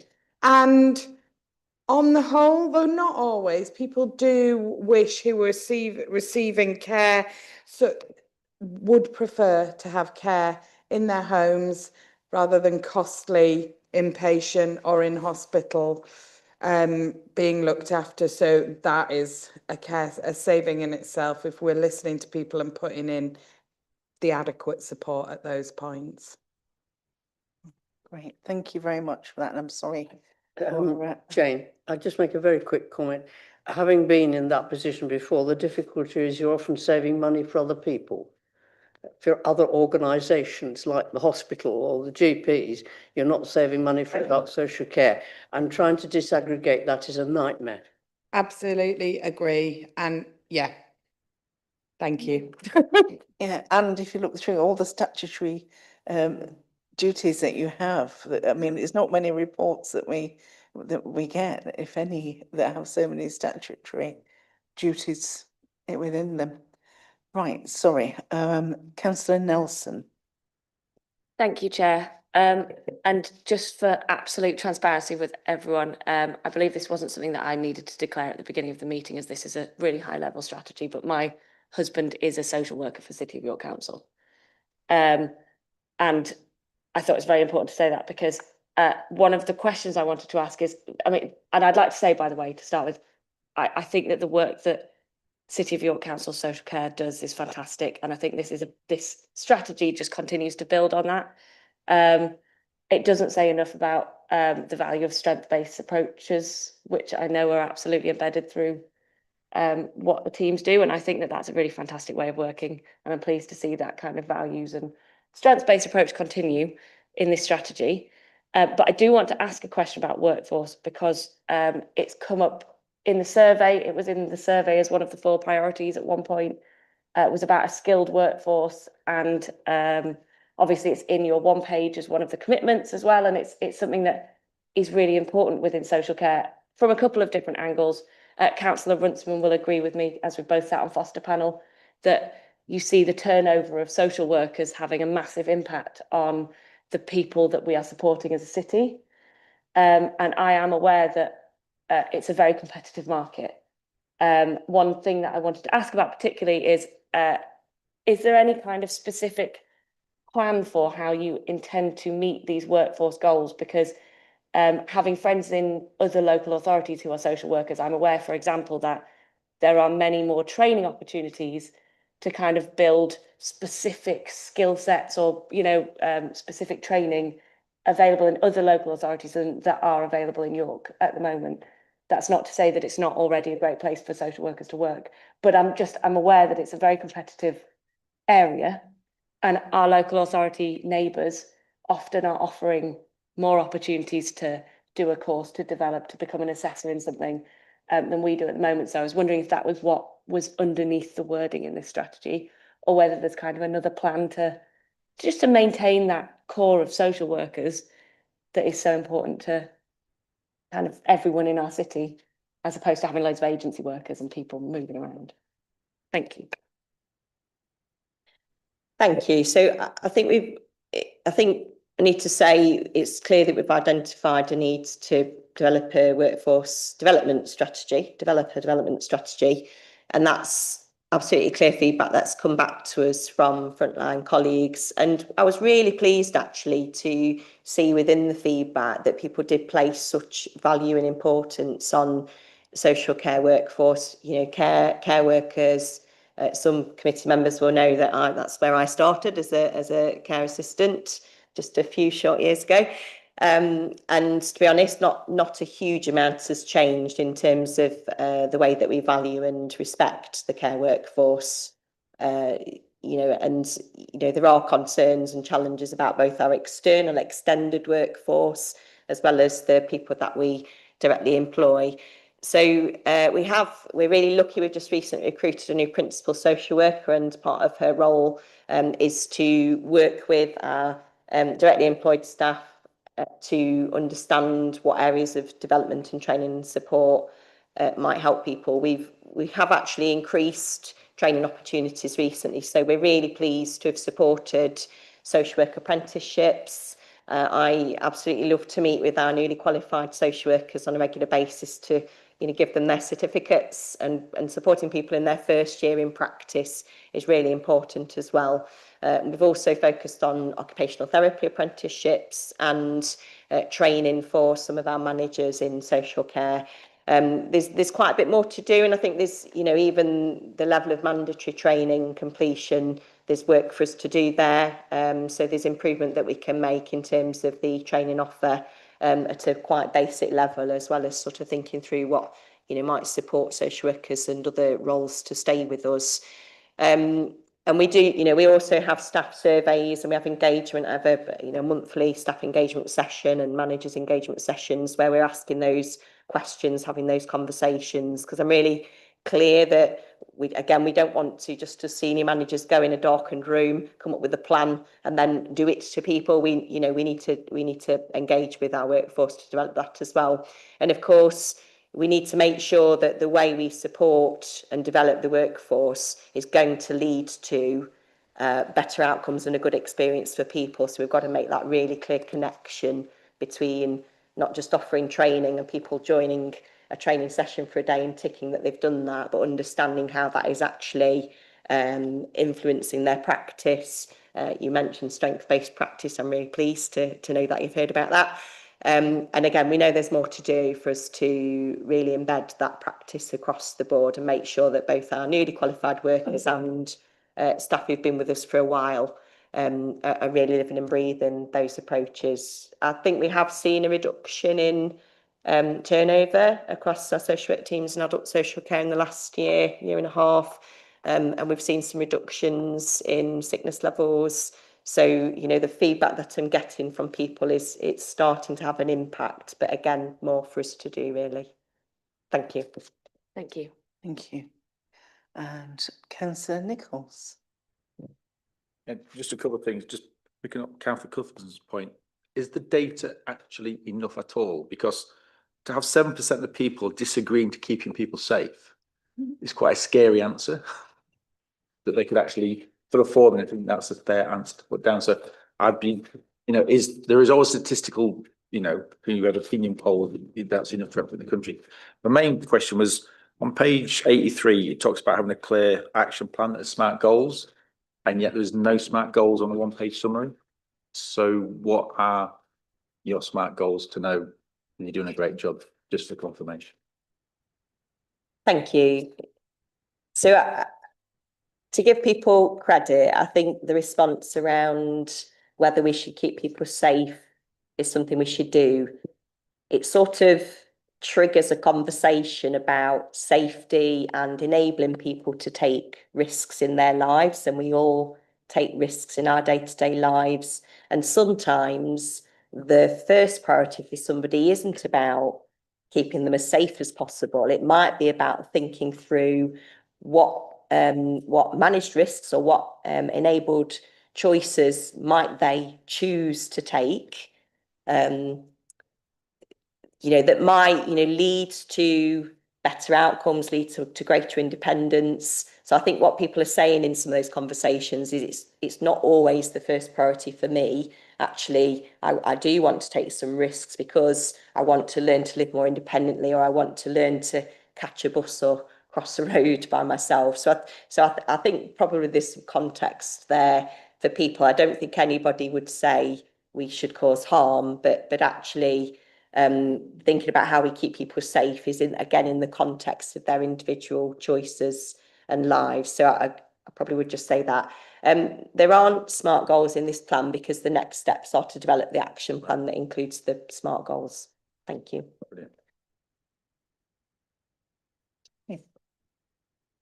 Okay, well, thank you very much indeed for coming this evening, and thank you, colleagues, for all your contributions.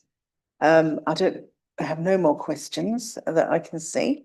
I think it's a really good report, and what I did notice was it does address, like Councillor Moroni's point about finance, and I was thinking this sounds great as I was reading it, but how are we going to pay for this? But you do address that within this, which I think it's very real, because it's an ongoing problem. And it's just great to have you here. Thank you for coming once again. And I just wish you well with the launch of this. When does it actually launch as such? So it's ready to go. We wanted again to kind of bring this to committee before we, if you like, formally signed off and launched. And I know there's been a bit of delay just with the formation of the new committees and getting it on the agenda, but I think we need to crack on now with the action plan. Yeah, thank you. Well, I'm sure everyone here wishes you well with that, and thank you once again. Okay, thank you. Thank you.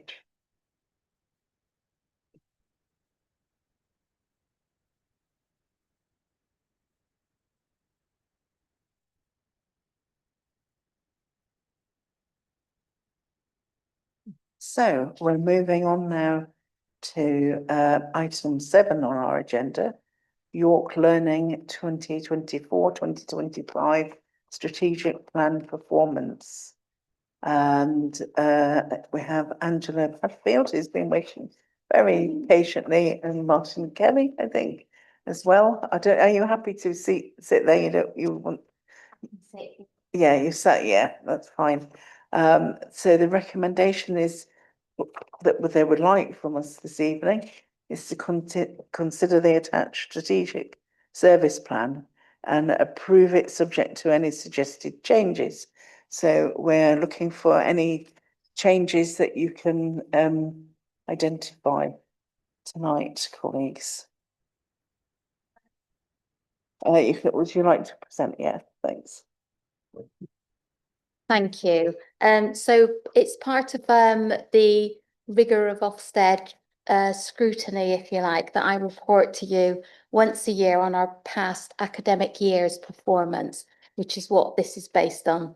So the strategic plan is based on the accountability agreement, which has to be produced every year as well. And then it's how we perform in that in the academic year that follows that. And that's what the strategic plan is about. What I've tried to do in the report is to highlight the key strengths that have come through, the areas, what's happened with us in the last year, what's been going on with York Learning. And we also had Ofsted in that academic year, so I thought it would be helpful if I highlighted. We can't hear Angela. If she could sit in the middle, which is what you said in the first place, Angela, we can possibly do a bit of lip reading. Would you mind?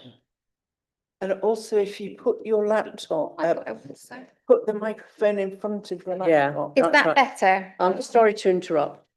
No, you have to move in the middle where we can see your face.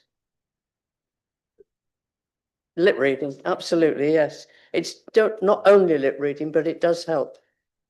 Thank you very much, Angela. Thank you. That's absolutely fine. See what happens now. Oh, Martin, that's very good. Thank you, Martin. There we go. I'll The pull that best down is for to now. say, then. Thank you. Is that okay? That's better. Thank you. So let me just get my points together. The strategic plan is based on the accountability agreement, which is agreed the year before the academic year with the executive member. We then work on that strategic plan through the academic year that comes, which is 24-25. So that was August 24 to July 25. And what I've done is produced a report to show how we performed against the accountability agreement, which is designed to meet the local skills improvement plans, skills needs, and how we try to use our government funding to try and help us meet those objectives.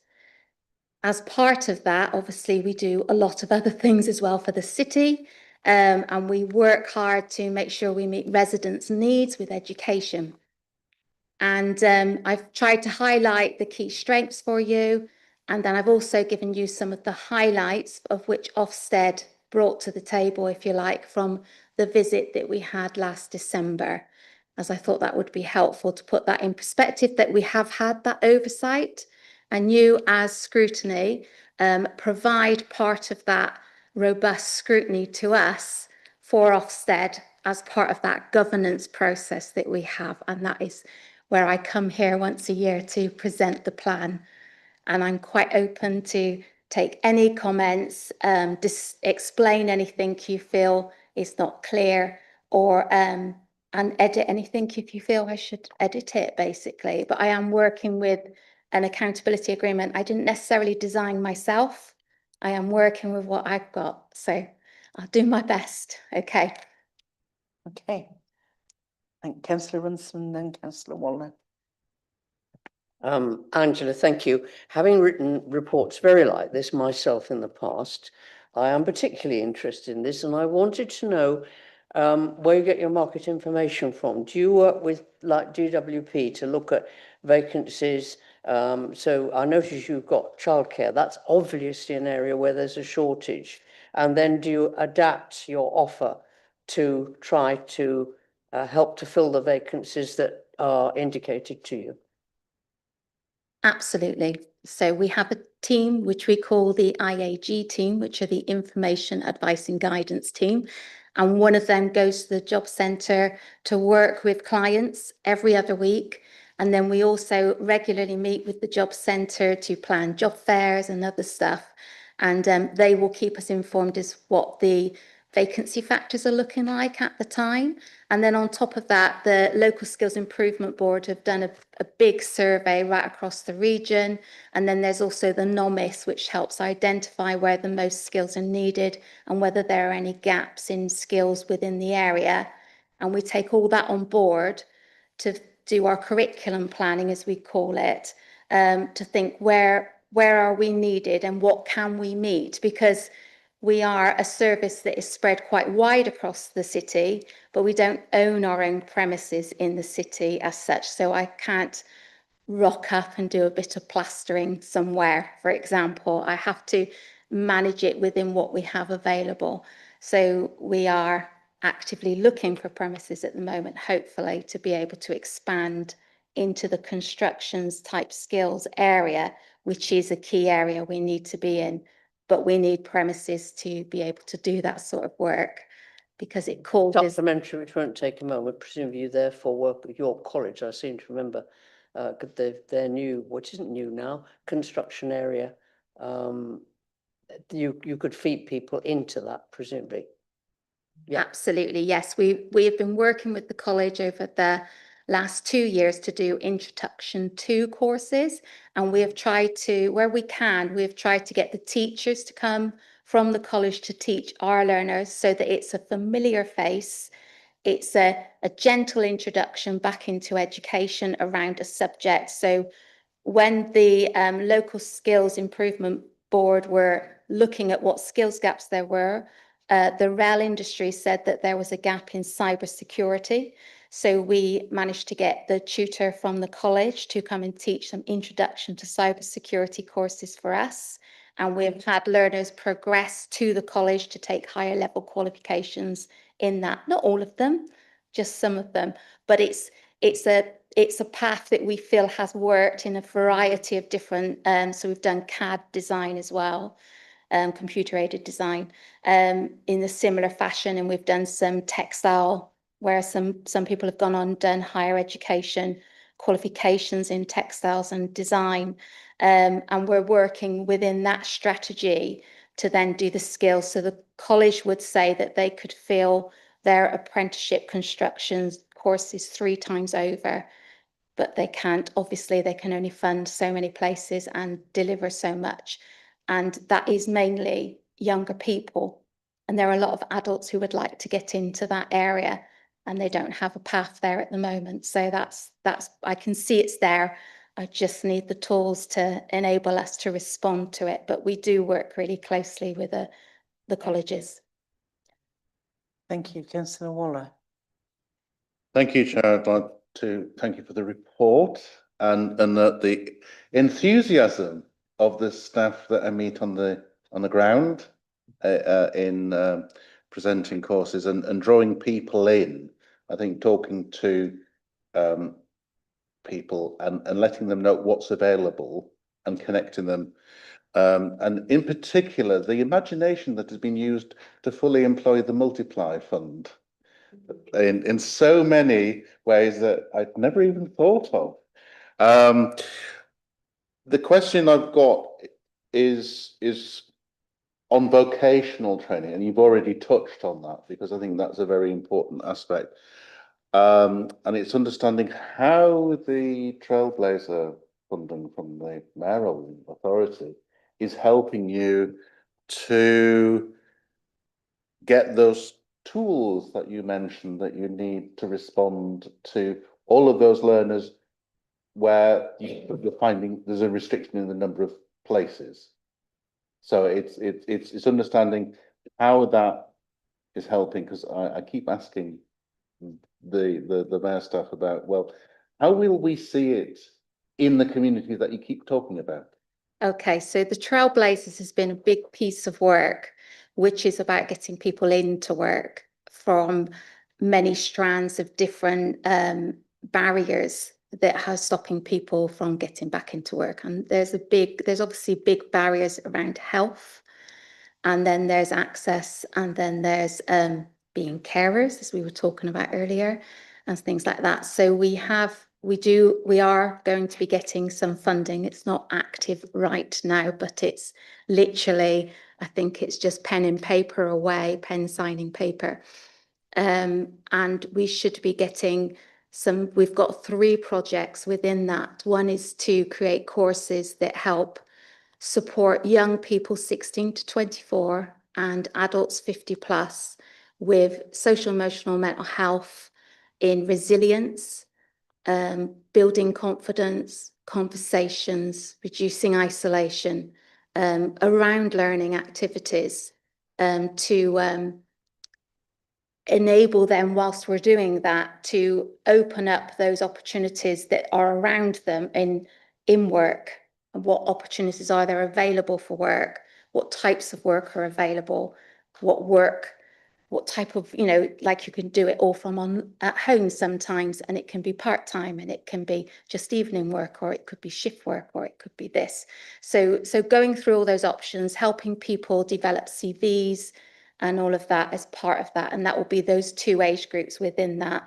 And then we've also got a carers program we've put forward, which will support young carers and adult carers, and that includes parents of high needs. It will include all types of carers. I've tried to keep it as open as possible to not eliminate as much as possible, because it's those age, it's the 16 to 24 and the 50 plus age groups that are the most in need at this point. And then the other project, I've got to think now, is bridging the gap, because we highlighted in York, we have a higher NEET group of learners, but they are in a bit of a funding black hole, because if they're not in what is classed as full-time education at 16, so they've left, they have a GCSE at grade 1, for example, or grade 2, the college, they don't suit the course that they might want to do at the college because they're not got a grade 4. their school may not have a sixth form, or they don't want to go to 20 hours a week into school. They may not have had the best time at school and they don't want to go back to it for all sorts of reasons, which can again be social, emotional, mental health. We're providing a pathway where they will be able to get support from us from our wide range of online resources that we have with English and maths, which can be functional skills and GCSEs, and we will provide a route for them to study online with connections to a tutor, because these are people that don't necessarily want to leave the home or come to regular study. And then we'll make sure they get a chance to retake those exams or to take a functional skill instead, so that when the academic year restarts next September, they will be in a better position to apply for apprenticeships or for a college or for other extended opportunities. And those are the things that we're hoping to do around those projects. And we've also managed to get the funding for the job fairs for this year as well from that, which are crucial to us to enable us to engage with employers as to what they're looking for, and everything around that, and give opportunities for entry-level jobs to be celebrated and talked about, and this is what's available, and give people a chance to just look around and see all the different choices that are there. So all of that will be coming within our projects. Within that, there are loads of other projects going on, which Martin might want to talk about. Yeah.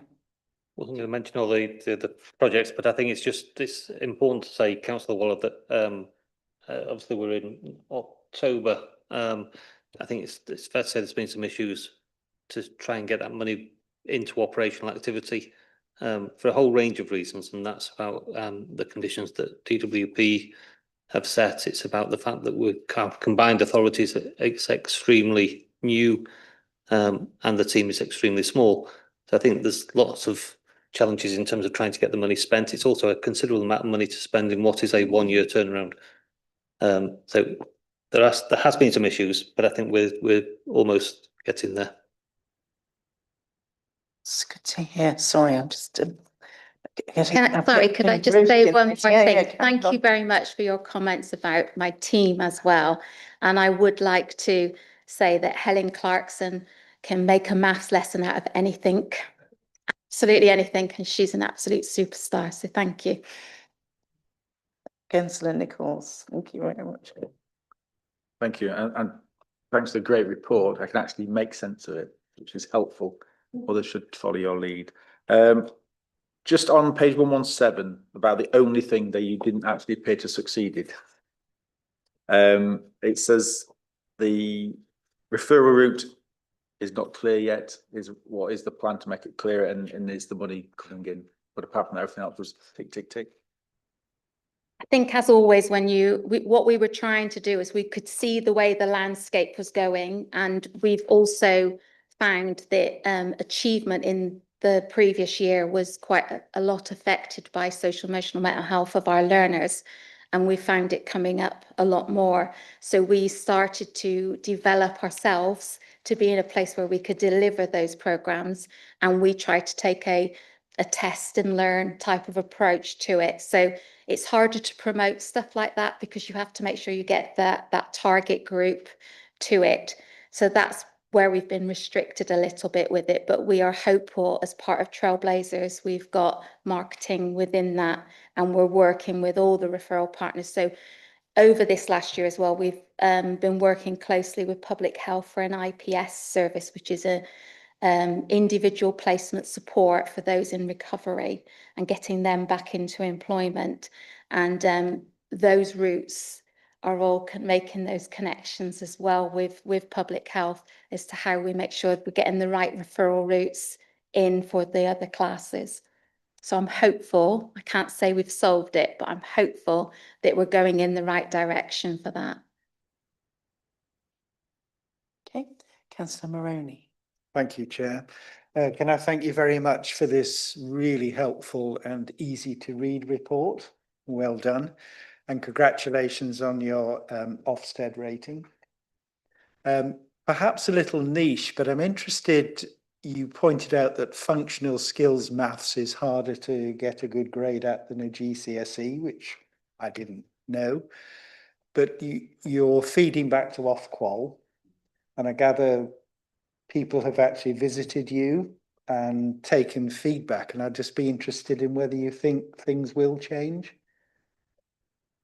The functional skills maths at the moment, particularly at level 2, which is the same level as a GCSE, has been written in a language that is not equal to a level 2 literacy. And therefore it is causing issues on how people translate the question and how they answer it. And Helen, who's our maths manager, is part of a working group nationally on that. And we have a body we work closely with called HOLEX, who are great, and they're also involved in that and working with government on that. And we've also worked with the awarding body that we use and asked them to look at the questions because they could make it better as well. And we have changed exam board this year because we have felt that we're not truly being listened to, and that we felt our learners, we're going to try a different exam board. We think the questions look better as far as we can see, and we're going to try that as well. Changing exam boards is a lot of work, it's costly, but we feel that our learners deserve that and they have the right to the right choice and approach to it, because they feel a bit let down when those questions don't make sense. And some learners have actually entered GCSEs this year because they've done the mocks and they're thinking, I can do this even if I can't do that, which I think is a testament again to the team. I'll just briefly say what a wonderful example of putting the learners first. Thank you. Yeah. Councillor Nelson.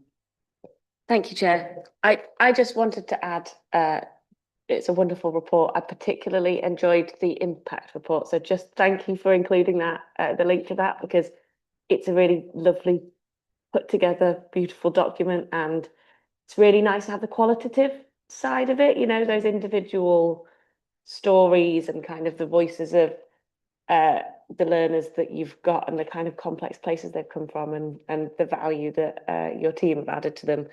It just looks so much nicer in a shiny booklet than in a black and white table. So yeah, thank you for including that. And I really enjoyed reading that. Thank you. I think it's really important to hear from learners about what we do. We have so many stories, but the impact report we thought was quite a good way to do that. So there's a link at the bottom of the report, if you haven't seen it, that goes to the impact report. And we just thought that was an easier way for people to absorb some of what we do, because we are quite wide and it can be hard to get all those messages across, and learners are key. Their stories are key, and why we do what we do is to help them achieve and have access to opportunities. Martin. This is where Andrew's about to probably kick me. But what I would say, certainly your learning is quite new to my directorate. I've spent some time going out and observing a number of different programmes that have been taking place, and I would certainly recommend it to any colleagues around the table and to this committee to go and spend some time at one of the Explore Centres or wherever the sessions are taking place, to just observe that there's some absolutely tremendous work taking place with learners that you would think actually would really, really struggle, but just some really careful, relationship-based, strengths-based approaches to supporting people of all ages.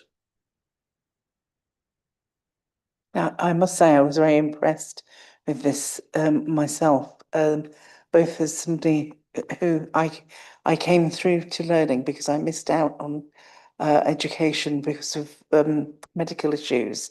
So I went up the hard way and used a lot of the learning that was available at the time in York. And I think at one point it wasn't as available as it is now, because I remember after a period of illness, quite in the last 10 years, trying to do something and it not being as good in York as it used to be. And I'm so happy to see that you've come back again to helping people who, and I'm interested as well to know how you're coping and how the people are coping with health issues who are taking these courses. Because I see that you've done mental health first aid, which is brilliant for your team, and very important. So yeah, I'm not keen on boot camp. I think it can be a bit, or can it be off-putting? And can you think of an alternative, or maybe you don't want to?